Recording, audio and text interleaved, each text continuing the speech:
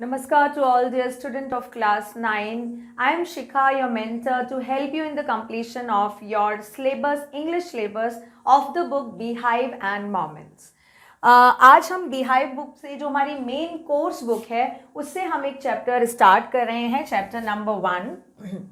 I'll give you the introduction, the summary with the word meaning. I'll explain line by line the chapter thoroughly in English as well as in Hindi, but try to understand more in English because this is English subject and you have to opt your exam in English language only. So whatever I am speaking, try to understand that and explain the chapter in English.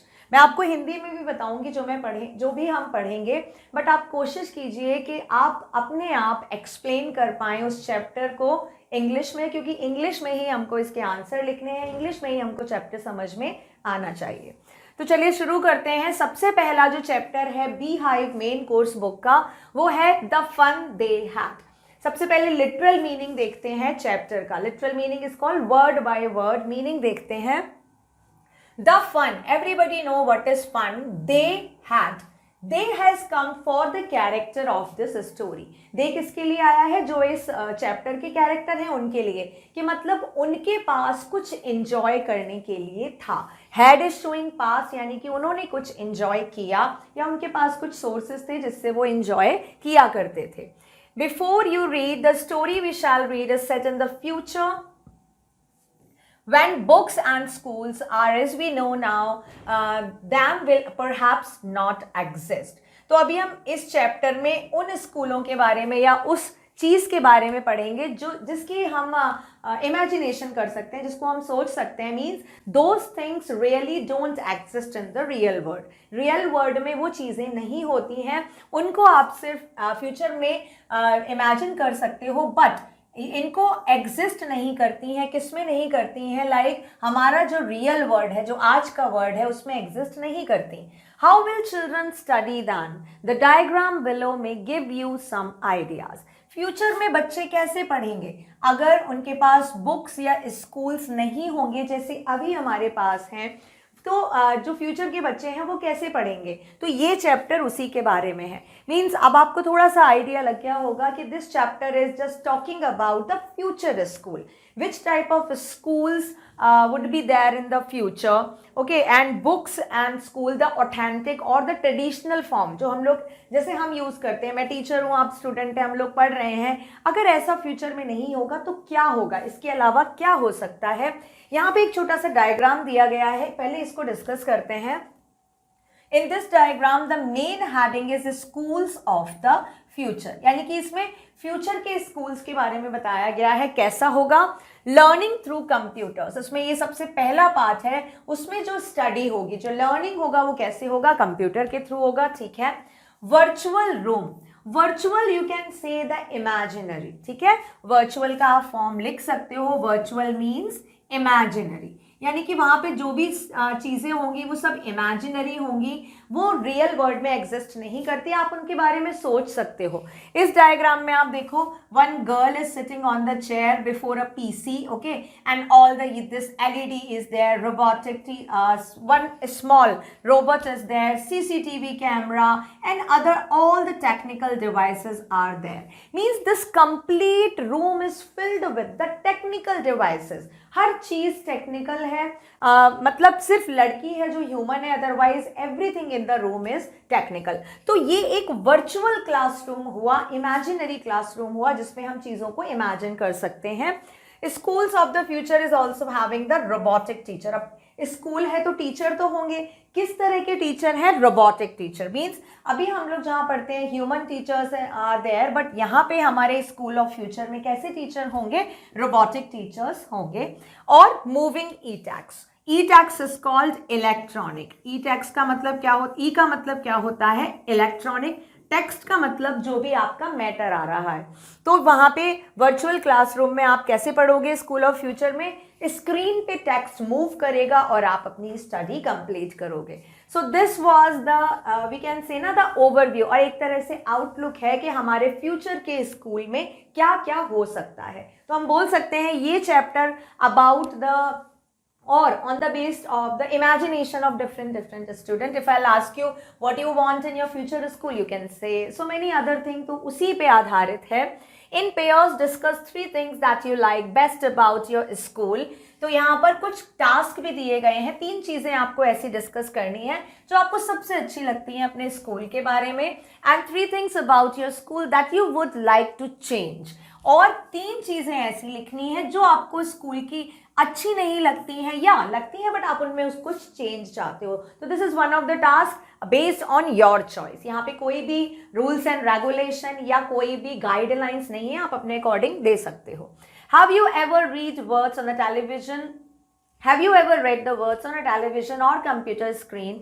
Can you imagine a time when all books will be on computers and there will be no books printed on paper? Would you like such books better? तो अभी इसमें बताया गया है कि कभी भी आप कोई चीज़ जब वर्ड पढ़ते हो, कोई टेलीविजन स्क्रीन, कोई भी कंप्यूटर स्क्रीन, लैपटॉप स्क्रीन, कोई भी स्क्रीन हो सकती है, तो आप इमेजिन कर सकते हो कि भाई सारी बुक्स जो हैं, जितनी हम बुक्स पढ़ते हैं वो सारी कहाँ पे अवेलेबल होंगी?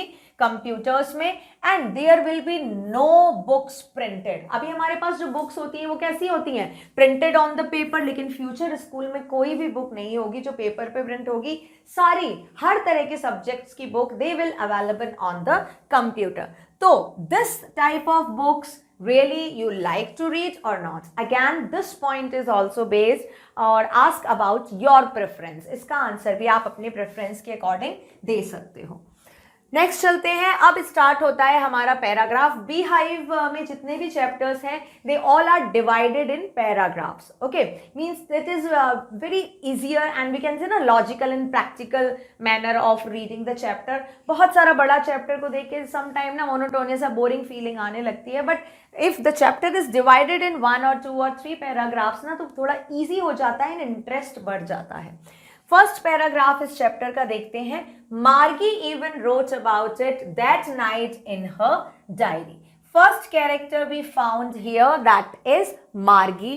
So Margi, what is she doing that night? One of the night she was writing her diary. रात को डायरी लिखते हैं. Diary is called personal diary. So Margie is one character, पहला कैरेक्टर है. और वो क्या कर रही है? वो अपनी डायरी में कुछ लिख रही है रात को. On the page had 17th May 2157. क्या डेट है? 17th May है. और ईयर कौन सा है? 2157. तो ये हमारा फ्यूचर का हुआ ना.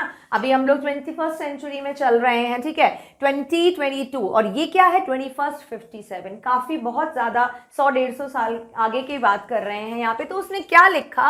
On the page had it, मतलब डायरी है.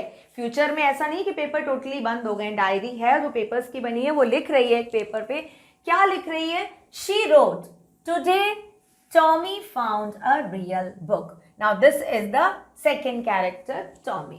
Okay, so here that we came to know, यहाँ पे they कौन है? अब हमको मिल गया आंसर. हमारे they कौन है? One is मार्गी, एक है मार्गी, और दूसरा कौन सा है? टॉमी. तो यहाँ पे they कौन है? टॉमी और मार्गी. Which kind of fun they had? Let's move on and see in the chapter. तो मार्गी ने लिखा, क्या लिखा डायरी में? कि आज टॉमी को एक रियल बुक मिली. कौन सी बुक मिली? रियल बुक मिली. It was a very old book. Margie's grandfather once said that when he was a little boy his grandfather used to tell him. कैसी बुक थी ये? बहुत ओल्ड बुक थी. सारी चीज़ें साथ साथ याद रखेंगे, ठीक है. कौन सा एडजेक्टिव यूज हुआ है, किसने क्या कहा, कब कहा, किससे कहा, ये सारी चीज़ें स्टार्टिंग से याद रखेंगे. And as I am underlining the word and the phrases और some specific incident na, please you take care while you are watching this video and try to underline the same word and phrases as I am doing, because it will be easier for you na if you will give a second reading to this chapter, because in first time you can read entire word by word the chapter, but in second reading try to just read those underline part, that's it, as a revision, right? तो वो मेरे साथ आप लोग underline कीजिए जो भी मैं कर रही हूँ.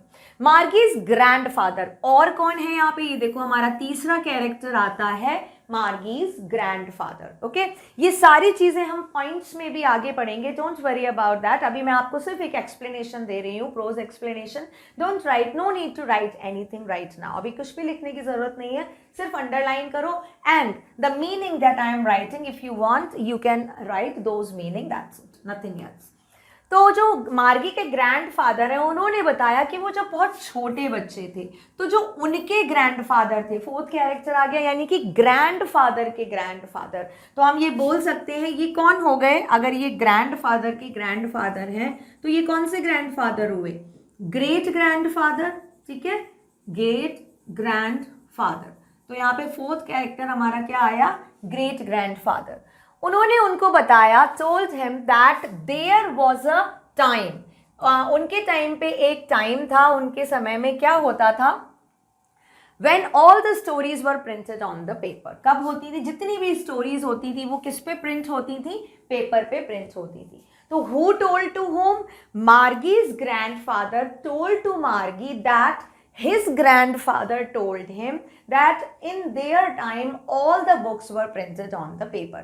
अगर हम ये 2157 की बात करें तो ग्रैंडफादर, वी कैन इमेजिन ना कि ग्रैंडफादर यानी कि मीन्स आर चिल्ड्रंस चिल्ड्रन, हमारे बच्चों के बच्चे हो सकते हैं वो. तो हम लोग कौन हुए, उनके ग्रेट ग्रेट ग्रैंडफादर हुए. तो अभी जैसे हम लोग कहाँ पढ़ते हैं, हम लोग पेपर पेन पे पढ़ते हैं. ठीक है, पेपर में पढ़ते हैं, हम लोगों की बुक्स होती हैं, that is printed, all books are printed on the paper. तो सेम यही कंडीशन है when they are talking about, हमारे ज़माने की वो बात कर रहे हैं कि in this time all the stories were printed on the paper.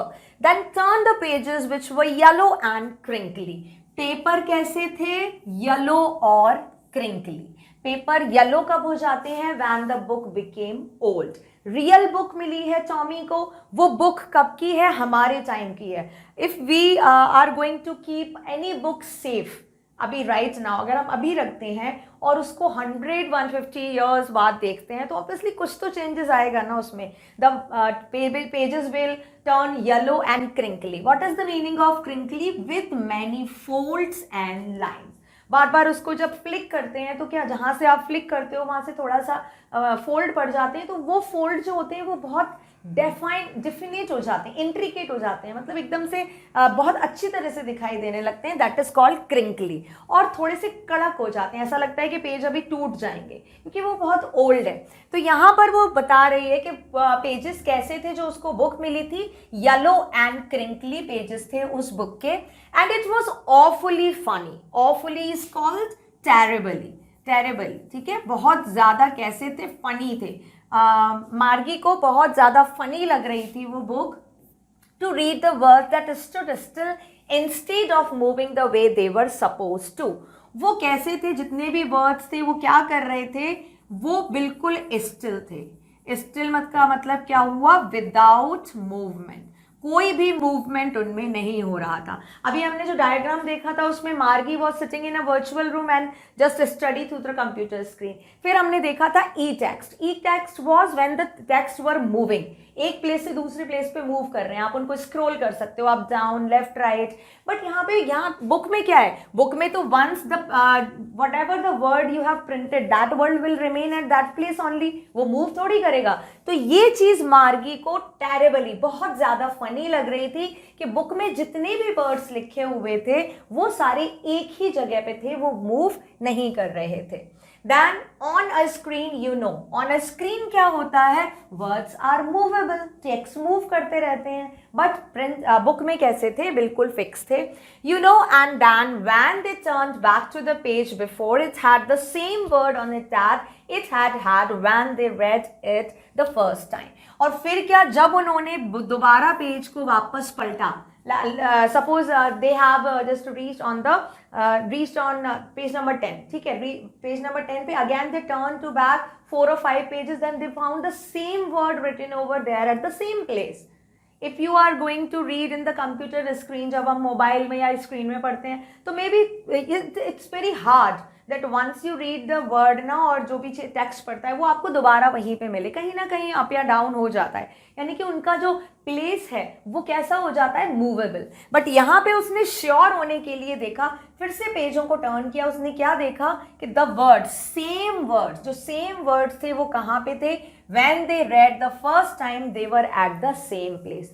जो वर्ड उन्होंने जहां पढ़ा था वो उसी लाइन में था। अगर लाइन नंबर बोलो कि 10 लाइन नंबर पे फोर्थ वर्ड है, तो again how many times you are flicking the pages ahead और the back, you will find that word on the 10th line at 4th places. So this was very funny for Margi. I hope it is understood. अभी वो बहुत curious है और उस book के बारे में बता रही है कि उसको बुक कैसी लग रही है, मतलब उसके पॉइंट ऑफ व्यू से। Paragraph number 2, Guy said Tommy, what a waste when you are through with the books. अभी गी, it's a kind of expression that is made by the Tommy. What a waste, क्या लिख सकते हैं हम इसको, expression लिख सकते हैं, ठीक है। उसने एक एक्सप्रेशन दिया है गी। सो व्हाट अ वेस्ट, क्या बर्बादी, मतलब यूजलेस। वेस्ट आप बोल सकते हो, what a useless means here we can say that this time in paragraph number 2 the entry of Tommy. Tommy का जो introduction है that has already come in paragraph number 1, but यहाँ पे उसकी प्रेजेंस शो की गई है। टॉमी एक एक्सप्रेशन दे रहा है गी, ठीक है, यहाँ पे टॉमी आ गया है। एक्सप्रेशन आप बोल सकते हो सरप्राइजिंग, ठीक है, थोड़ा सा सरप्राइज्ड एक्सप्रेशन वो दे रहा है गी। What a waste means what is the useless? When you are through with the book, you just throw it away. जब आप बुक के साथ होते हो तो this is just useless, waste of time according to Tommy. Why? You just throw it away. इसको फेंक देना चाहिए, I guess, मुझे लगता है। उसके according to Tommy, whenever you are going through a printed book, you are wasting your time, and according to him, it should be thrown. A television screen must have had a million books on it and it's good for plenty more. उसने कहा कि हमारा जो television screen है, हमारा जो computer है, वो उसमें कितनी बुक्स हैं, मिलियन बुक्स हैं। मिलियन इज कॉल्ड, कितनी बुक्स हैं, we can say 10 lakhs, near about 10 lakhs books are there, and it's good for plenty more, ये बहुत ज्यादा अच्छी है। Means according to Tommy, if you are reading the books from the computer screen, then that is far better than you are reading a printed book. I wouldn't throw it away. लेकिन मैं इसको नहीं फेंकूंगा। उसने कहा कि मैं इसको नहीं फेंकूंगा, यानी कि Tommy was having a likeliness for the printed book as well. Printed book के लिए भी है उसके पास इंटरेस्ट, बट वो ये कह रहा है कि इस तरह की बुक को पढ़ना just waste of the time है, क्योंकि इसके जैसी लाखों बुक हमारे टेलीविजन स्क्रीन में आ सकती हैं that we can read out thoroughly, but this book we should throw it, but I would not throw it, बट मैं इसको नहीं फेंकूंगा। Same with mine said Margie, Margie ने क्या बोला, yes I will also, same with Margie मतलब I will also not, I would also not throw it. She was 11 and hadn't seen as many telebooks as Tommy had. He was 13. So here the ages of Margie and Tommy has written. Margie was 11 and Tommy was 13. And Margie was saying that Tommy has seen more telebooks, क्योंकि वो उससे बड़ा था। Okay, जो Tommy था वो कैसा था, वो बड़ा था। दैट्स वाई मार्गी इज सेड, मार्गी ने कहा कि भाई टॉमी ने बहुत सारी टेलीबुक्स देखी हैं, he knows better than me, उसको मुझसे ज़्यादा पता है। I am 11, he is 13। She said where did you find it, अब उसने पूछा कि भाई ये बुक तुमको कहाँ मिली। She asked Tommy, in my house. He pointed without looking because he was busy reading. In the attic. What's it about? School. कहाँ मिली? Tommy said, in my house. मेरे घर पे मिली. And then he was pointed without looking at it. Means he was busy in something. और उसने कहा ये मुझे मेरे घर में attic में मिली है.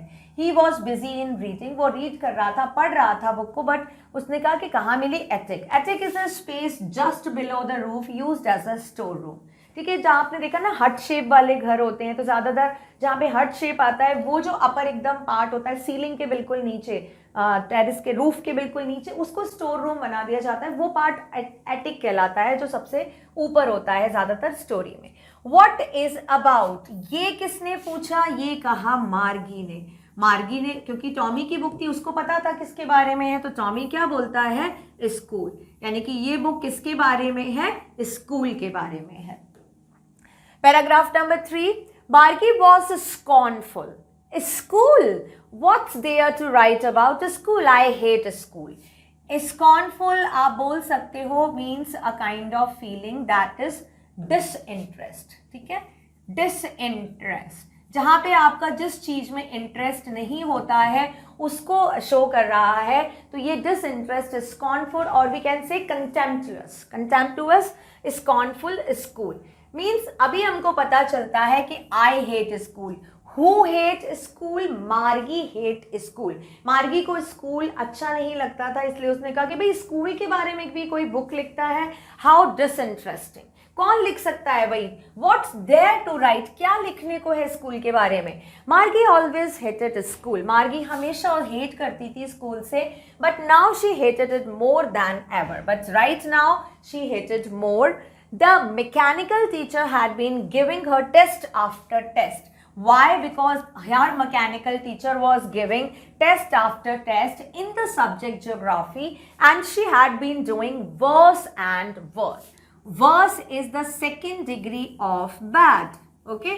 Bad, worse, worst. Until her mother had shaken her head sorrowfully and sent for the county inspector.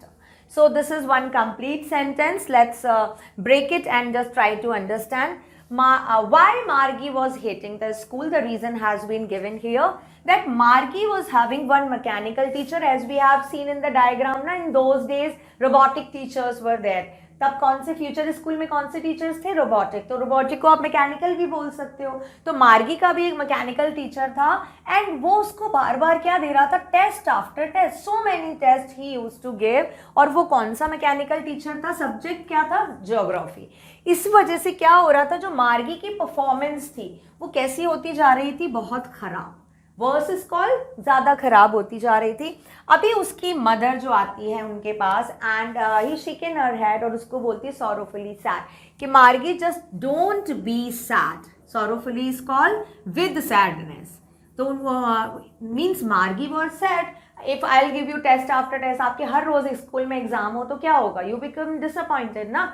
The same what with मार्गी. तो मार्गी बहुत सैड थी, तो उन्होंने कहा कि भाई no, don't need to be sad, feel sad, sent for county inspector. मैं काउंटी इंस्पेक्टर को बुलाती हूँ. Sent for is a phrase जिसका मतलब होता है कॉल्ड. ठीक है, यहाँ पे सेकेंड फॉर्म है send, that's why I have written send called. Otherwise call होता है बुलाना.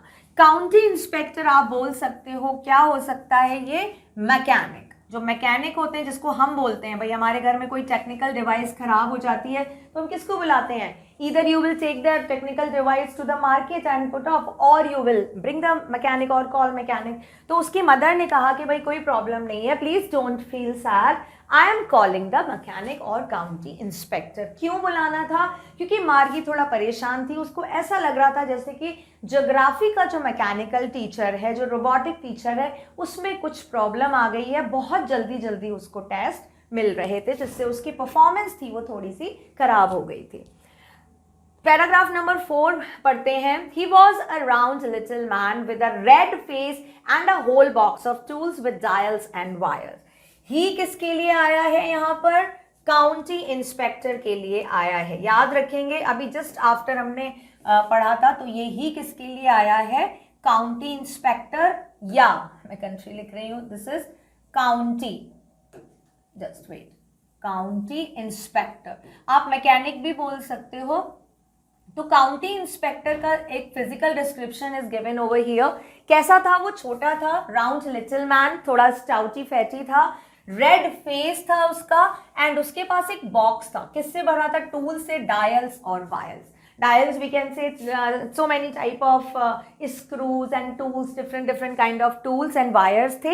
He smiled at Margie and gave her an apple. उसने मार्गी को क्या दिया? An apple. किसने दिया? County inspector smiled after looking at Margie and gave her an apple. Then took the teacher apart.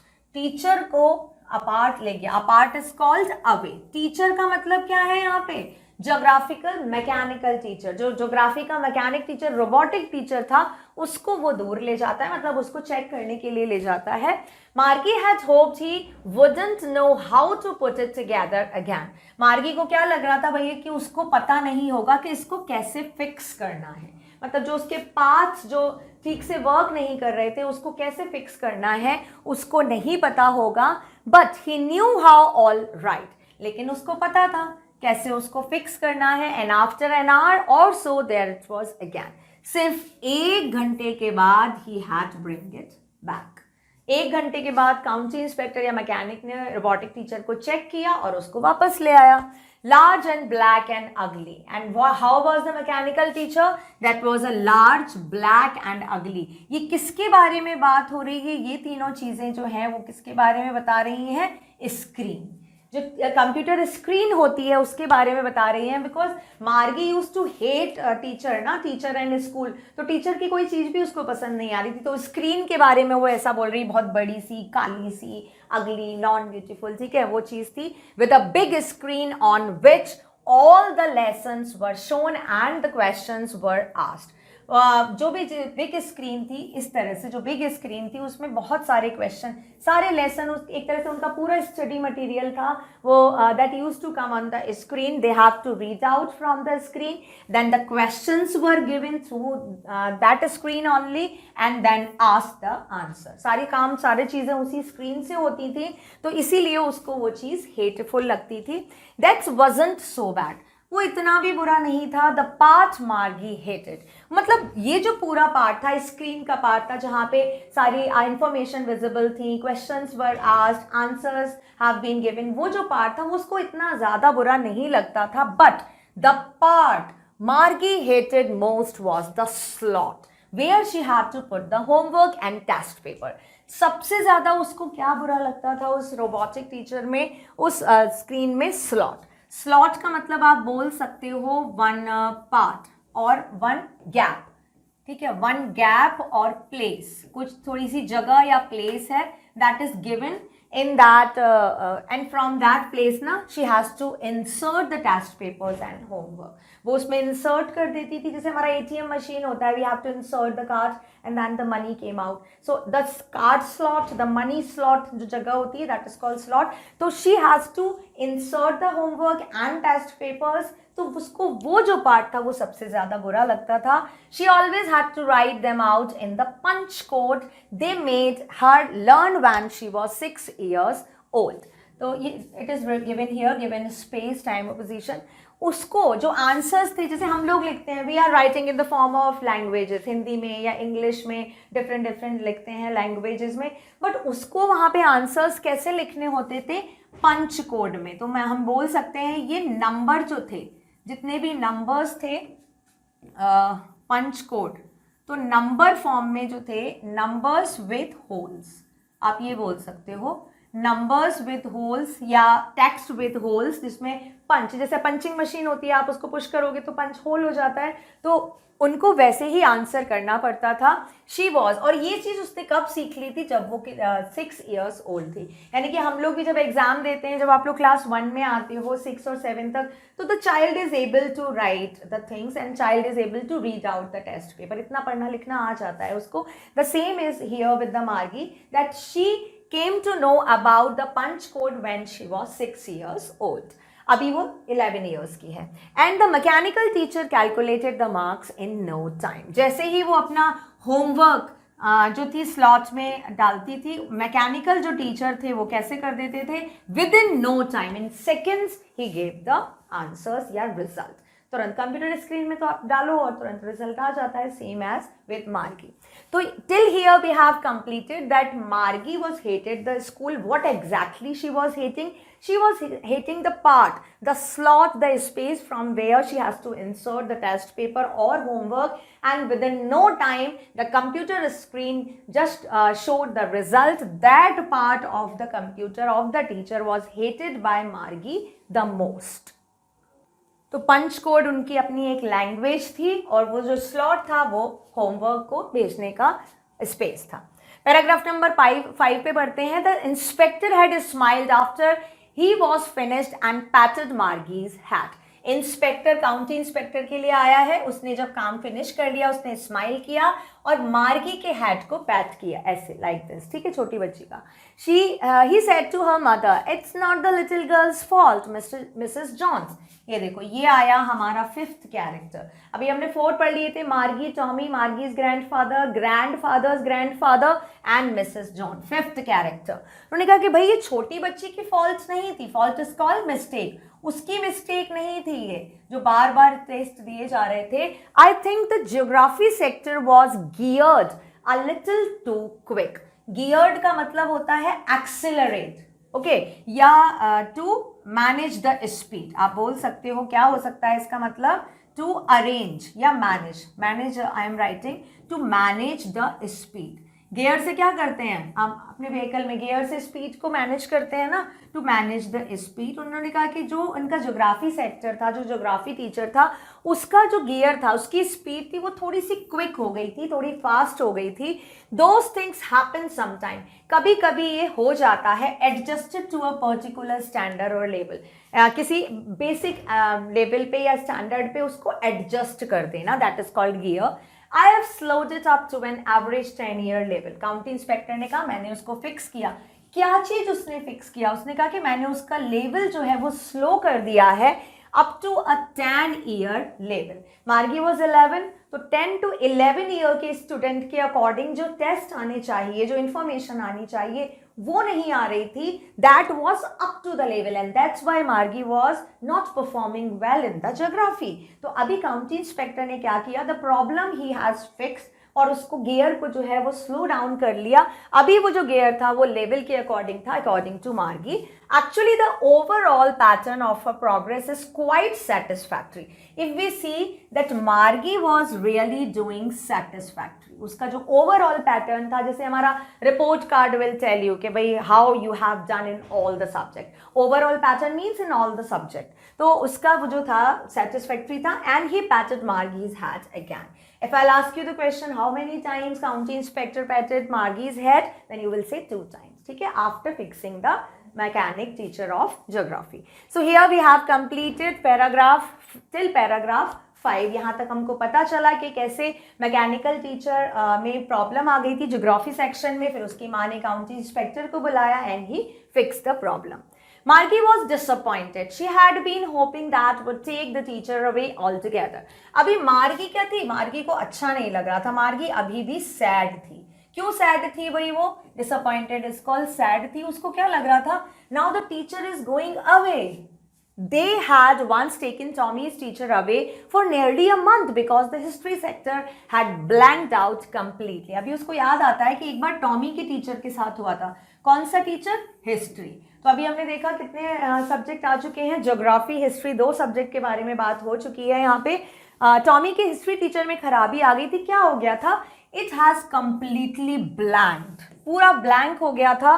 So she said to Tommy, why would anyone write about school. और उन्होंने कितने मंथ के लिए, भाई उसका जो टीचर था वो 1 मंथ, पूरे 1 मंथ में फिक्स हुआ था. तो मार्गी वॉज इन स्टार्टिंग ना, Margie was feeling very happy कि now county inspector will take the geography teacher ना फॉर 1 मंथ. 1 महीने के लिए तो टीचर से छुट्टी, बट क्या हुआ, 1 घंटे में वो वापस आ गया. तो मार्गी थोड़ी सैड हो गई. उसने कहा कि भाई टॉमी से, फिर उसने पूछा why would anyone write about the school, क्यों लिखते हैं भाई स्कूल के बारे में. तो अब हमें पता चला one of the reason that why Margie hated school, ये हमको पता चला. उसने कहा कि भाई स्कूल के बारे में क्यों लिखा जाता है. टॉमी ने कहा, paragraph number 6, Tommy looked at her with very superior eyes because it's not our kind of school. Superior eyes is called, we can say with widen eyes, ठीक है, आंखें बड़ी करके.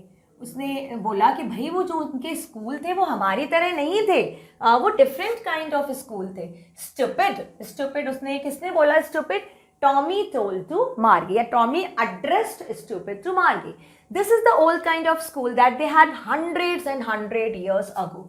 कब होते थे ये स्कूल, बहुत सालों पहले. Old kind of school. He added loftily, pronouncing the word carefully. Loftily is called in a superior way. और उसको लग रहा था कि भाई हाँ, I have more और much information than Margie, तो थोड़ा superiority आ जाती है ना, तो that's why he was adding it in a superior manner. और बोल रहा था, pronounce कर रहा था, बहुत हर चीज़ को बहुत अच्छे से pronounce कर रहा था centuries ago. अब hundreds of 100 years को आप one word में क्या बोल सकते हो? centuries. तो वही टॉमी ने बोला, मार्गी was hurt. मार्गी को थोड़ा बुरा लगा. Well, I don't know what kind of old school they had all time ago. मुझे नहीं पता कि भाई old kind of school कैसे होते थे. She read the book over his shoulder for a while. उसने अपनी बुक पढ़ रही थी वो, ठीक है, थोड़ी देर के लिए उसने बुक पढ़ा. Then said, anyway, they had a teacher. अब उसने दूसरा क्वेश्चन पूछा. उसने पहले पूछा कि भाई कैसे थे, स्कूल कैसा था, तो टॉमी ने बताया हजारों सालों साल पहले थे, सेंचुरीज अगो ओल्ड टाइप के स्कूल होते थे, नॉट ऑफ आवर टाइप. अब उसने पूछा कि they had the teacher. This is one of another picture that has been shown in your Beehive book. They had a teacher. It was a man. ये किसने बोला? They had a teacher. This is said by Tommy. ये किसने बोला है? Tommy ने बोला है. They had, anyway, they had teacher. Then said, the book over his shoulder she read. ये किसने बोला है? They had teacher. This is told by Margie. ऊपर मार्गी ने एक तरह से क्वेश्चन फॉर्म में पूछा कि they had teacher. They had a teacher. It was a man. But वो किस तरह के टीचर थे? Man. Which kind of teacher Margie and Tommy has? They had the mechanical teacher, but they had the kind of teacher that were man. Sure, they had a teacher, but it wasn't a regular teacher. वो कौन थे? वो teacher ही थे, but वो regular teacher नहीं थे. What is the meaning of regular teacher here? Normal or usual kind. उनके लिए क्या है? यूजुअल काइंड का मतलब कौन से टीचर थे उनके लिए यूजुअल? उनके लिए तो मैकेनिकल टीचर थे ना भाई यूजुअल. उन्होंने तो देखे ही नहीं थे कभी ह्यूमन टीचर. तो यहाँ पे रेगुलर के लिए आया है मैकेनिकल टीचर. ठीक है, उन्होंने कहा कि भाई ऐसे नहीं थे. A man, it was a man. ये एक मैन था, मतलब ह्यूमन थे. A man, how could a man be a teacher? एक आदमी कैसे हो सकता है मैन? ये किसने पूछा? दिस इज आस्क्ड बाय मार्गी. ये किसने पूछा है? मार्गी ने पूछा कि भाई एक आदमी वो कैसे हो सकता है. Well, he just told the boys and girls things and gave them homework and asked them question. वो बॉयज एंड गर्ल्स से क्वेश्चन पूछते थे और उनको होमवर्क देते थे. इस तरह से वो उनको पढ़ाते थे. उनकी स्टडी इस तरह से कंप्लीट होती थी. तो यहाँ पे मार्गी की बहुत सारी क्यूरियोसिटी है, वो पूछ रही है उसके बारे में, ओल्ड स्कूल और टीचर के बारे में. और यहाँ पर जो टॉमी है वो उसके छोटे छोटे क्वेश्चंस का आंसर दे रहा है. क्यों? क्योंकि टॉमी को उस बुक के बारे में, ओल्ड स्कूल के बारे में इंफॉर्मेशन है. So here we have completed till paragraph number 6. Now in next video, I'll complete the later part of this chapter and then we will discuss the textual question. That's it for now. Thank you.